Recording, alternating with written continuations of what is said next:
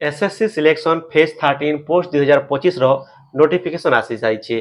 तो क्वालिफिकेशन काना देखमा क्वालिफिकेशन +2 किंबा +3 आपण +2 थिले भी आपण अप्लाई करि पारिबे आ किछिटा पोस्ट लागि ग्रेजुएशन मांगीचे कोनसे भी स्ट्रीम रे आपण ग्रेजुएशन करथिबार कथा आर्ट्स कॉमर्स साइंस रे।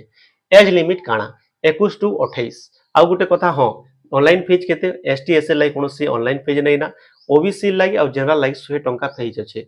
आपण जदि 3 थोर अप्लाई करूछन फेज वाइज ताहले आपन के 100 300 टंका दबा के पड़बा।